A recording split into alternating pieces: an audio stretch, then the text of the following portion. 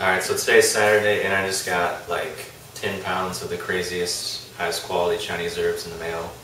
And now I'm going to make a really amazing, spirit nourishing, uplifting tea. So some of the herbs we're working with is reishi mushroom here, which if you can look over here in the teapot, I've already broken one of these guys up and it's already boiling. So what I'll do is we'll go through and add all of the herbs and then we'll go back through and kind of talk about what each one does. So reishi is like, as far as Chinese tonic herbs, it's the king in my opinion. It's my favorite. And as far as plants and even people, I have like the strongest relationship with this substance than I think with anything else in this physical dimension.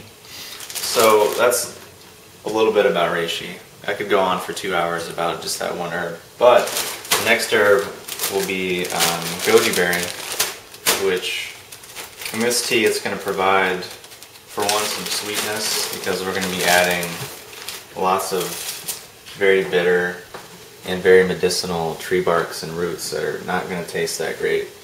So we're adding these goji berries for sweetness, and also gojis are generally a harmonizing and balancing herb in formulas.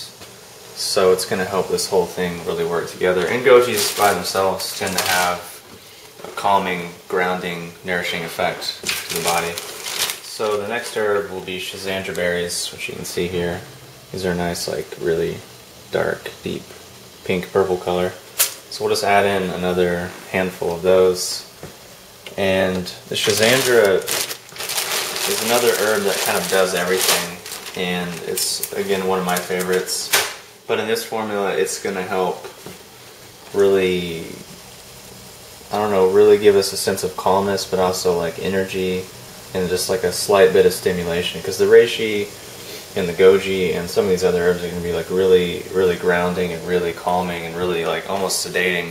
The Schizandra is going to kind of help balance that out. Plus, it tastes good, and it has all 5 flavors, which means that it nourishes all the different organs in the body. And then the next herb is, what is this? Polygala root, which is somewhat unheard of for most people. It's one of the more less common Chinese tonics, which it has a very like pungent, bitter smell, almost like mustard in a way.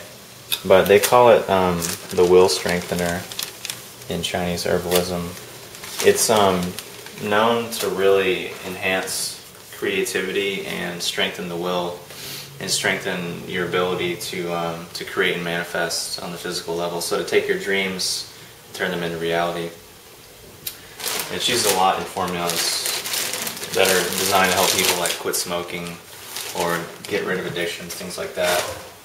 And it's one that I haven't really worked with too much on its own, so I'm really excited to put a lot in this tea and try out and see how it's going to make us feel. So the next herb is everyone's favorite, Shou Wu, means Mr. Ho's black hair.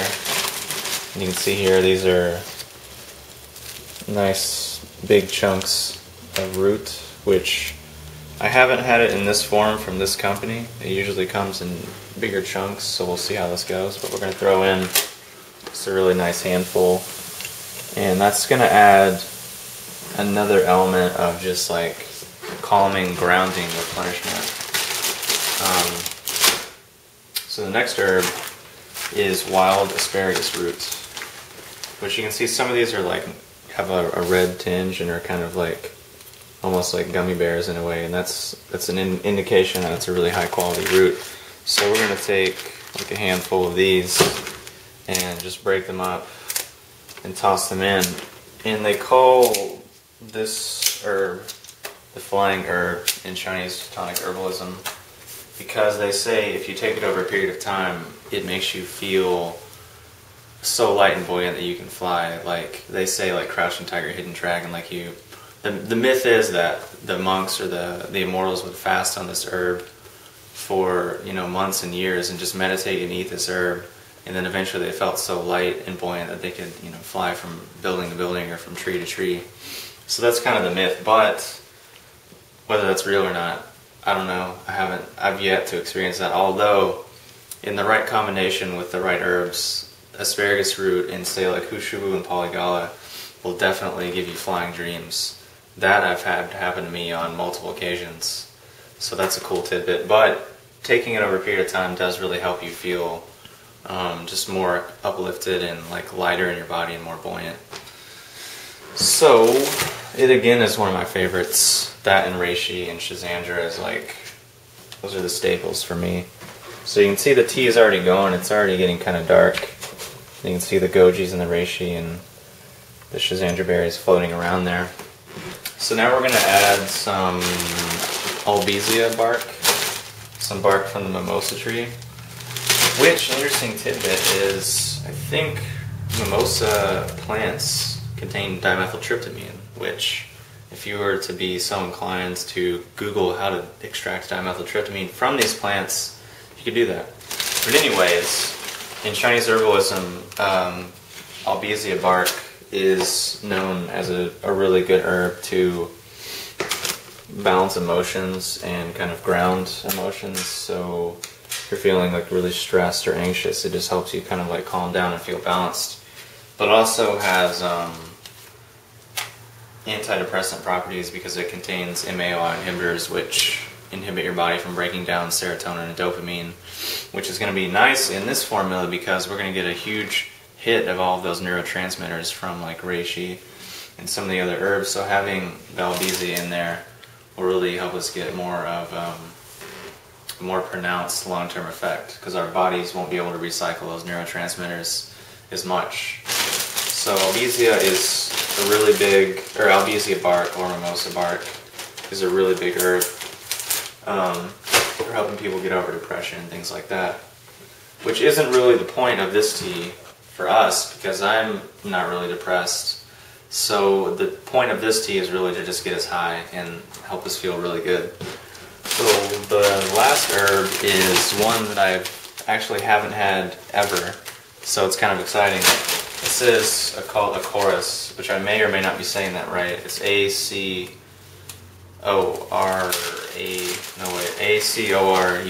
Acorus. And it's just basically like a root that's been sliced up, and it smells pretty medicinal, pretty bitter and pungent. So we're going to throw in a handful. And I haven't read too much about this herb yet, so as you can see I'm really concerned because I'm throwing a lot of it in. From what I've read, it has more of an intense, short-term, almost psychedelic and or hallucinogenic properties, which I can't verify that yet, but that's what some of the texts that I've read have said. So we'll see how that goes. So just to recap, the herbs we have in here are, starting from the end, we have Acorus, and then Asparagus Root, and then Shou Wu, and then of course everyone's favorite reishi mushroom, Goji berry, Polygala root, Schizandra, the Schizandra berries of course, and then Albizia bark. And that basically rounds out our Shamanic Tonic, if you want to call it that. So that's what's left over from what we just cooked. And you can see here in this cup we have a very dark, rich, thick tea. Because we just decocted probably like 8 to 12 ounces of herbs into like 2 little cups. And I'm going to go ahead and taste it. The taste is pretty rich. It's actually not as bad as I thought it was going to be. I think because the Goji and the Schizandra and the asparagus are kind of sweet. But there's some element of sweetness. It's not to say there isn't a huge element of bitter disgustingness, but it's I know the Chinese say that the bitter the better, so here's to that. I can already feel a lot more calm from just probably a couple ounces of this. So I'm really looking forward to seeing what this cup is going to do to me. So hopefully I'm still here after I'm done with this.